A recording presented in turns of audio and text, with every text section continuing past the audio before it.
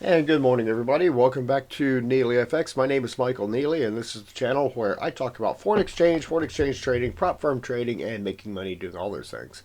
So here we go with the Monday action. But first, let's talk about risk disclaimers. We have risks when trading Forex, and I need to tell you about those just in case you're new to Forex and you want to learn more.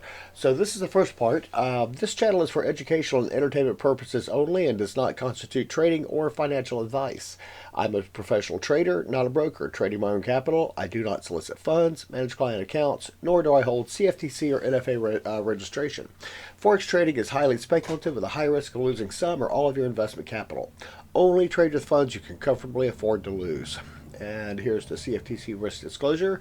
Forex trading carries a high degree of risk and may not be suitable for all investors. The high degree of leverage can work against you as well as for you. Before trading Forex, carefully consider your investment objectives, experience, and risk appetite. You could sustain a loss of some or all of your investment capital. So let's see what's going on Monday. Here we have the DXY. So we're going to start out on the daily charts because I'm starting out on the daily charts now instead of the 4-hour, and because I want to pick the trades on the daily hour and refine the entry level on the 4-hour charts. So here we go. Here we have these three candles right here. There is not a whole lot going on in those candles, everyone. There's no reason to even go any further. Just kidding. There's lots of reasons to go further, but there's not really a whole lot of action right now. We've got a lot of releases coming out later on in the week. Let's go back to those real quick. This week we have a lot of releases. Where are they? Well, that's not it. Let's see. Let's change the date to this week and apply those settings. And this is what we have on Forex Factory for things going on. Monday, not a whole lot. The RBA governor already talked, so we might have some movement in the Aussie versus the dollar. No, not really. 9 pips over the last 6 hours. Not a whole lot going on. The gold's at 40.82, slipping a little bit more. Let's see. We do have Australian CPI tomorrow, so we'll see what's going on down under with the inflation thing going on. Then we come to Canada. Wednesday, we have the BOC monetary policy and rate decision. The overnight rate, they're expecting to cut 25 basis points. Basis points. And then we have the American, us, the United States following shortly thereafter. We're also expected to cut 25 basis points.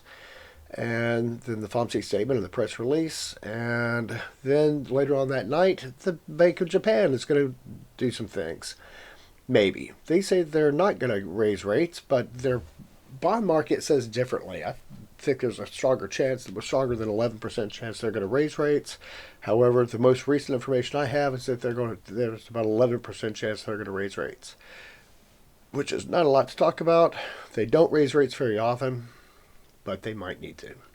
Then we'll have the BOJ, if they even hint a little bit that it's they're going to raise rates, and it could cause an unwind in the carry trade from the dollar and the pound yen, which would have that come down, and which would make selling the yen, the dollar versus the yen, make sense. Let's see. So with that, so with all that information, and then we have even more later on. Thursday, I think we had some more. Chinese PMI, not sure that's a big one. Oh, and then we have the European rate on Thursday. Rate decision on Thursday. They're expected to hold. And advanced GDP on the third quarter coming out on Thursday. So we've got a whole bunch of information coming out this week.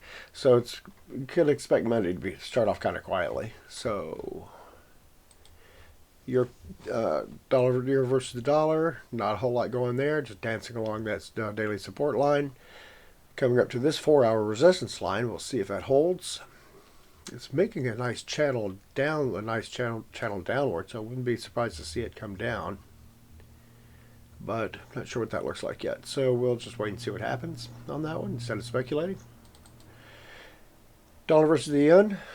Nice, forming a nice daily doji candle right there. It's got 10 hours to go though, so we'll see if that holds up. That is a possible reversal candle. It's not a definite reversal candle. There are no definites in the Forex world. It is a possible reversal candle, also trading very high into the selling range for the, according to smart money concepts. So that might be a good time to get underneath that, at least for the day. But however, I'd probably come in about 62 right now. And even then, I think 42 might be the better way to go. Let's see, but we're not there yet, so we're not going to do that. Pound versus dollar, we have not a whole lot going on there either. Bearish and bullish engulfing candle right here if it holds. So it could be a turnaround for the possible turnaround for the pound versus the yen. Pardon me, pound versus the dollar. So it might be time to get some of that. I know James Stanley mentioned that this is a good setup for considering the for dollar's weakness and getting a bounce off the pound versus the yen. Pardon me, pound versus the dollar. So with that, let's go to the pound versus the yen. Since I've mentioned it 4 times in other things, I might be pretty excited about it, but I'm not. Still going on this little merry way upward. 203.92 again. Not sure that that's going to hold, but we will certainly see. Dollar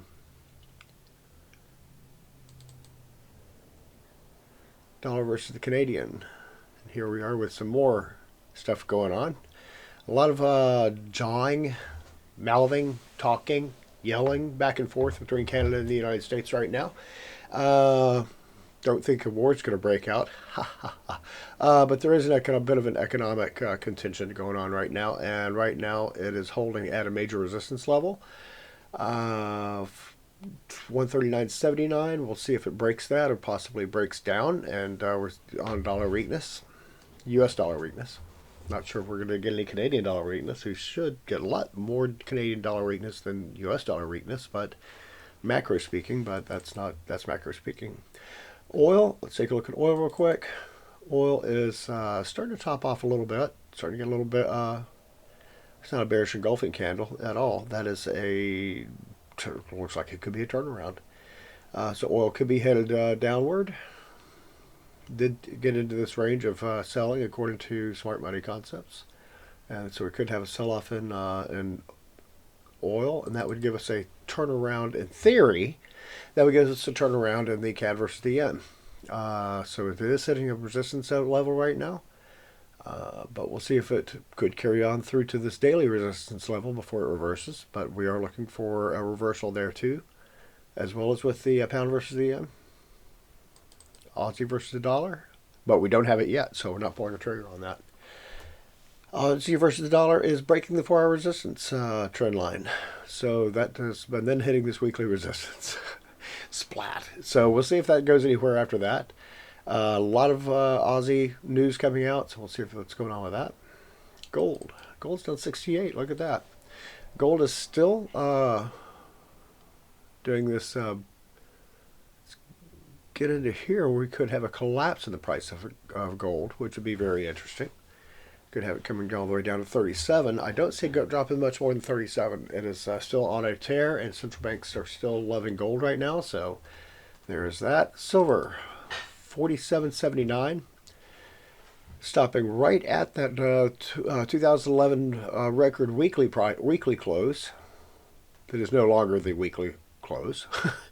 The record weekly close. Record weekly close now is, let's see if I can get an eyeball on it. About right there, 51.84. So we'll go back to 4-hour on that, or daily on that, and there's not really any reason to get into a silver trade right now. It is, looks like it's consolidating here, so we're getting ready for another run up. Could run down, but I seriously doubt it. But with that, that's about all I've got today. Not a whole lot of action, not a whole lot of trade. I'm certainly not trading anything today. I'm going to sit on the sidelines some more and wait for some more setups to appear. With that, you guys have a great one. Wednesday is going to be a great day for trading, I think. and I will be in the office trading that day after I get back from the dentist. So you guys have a great one. I will talk with you later, and I will see you tomorrow. Bye.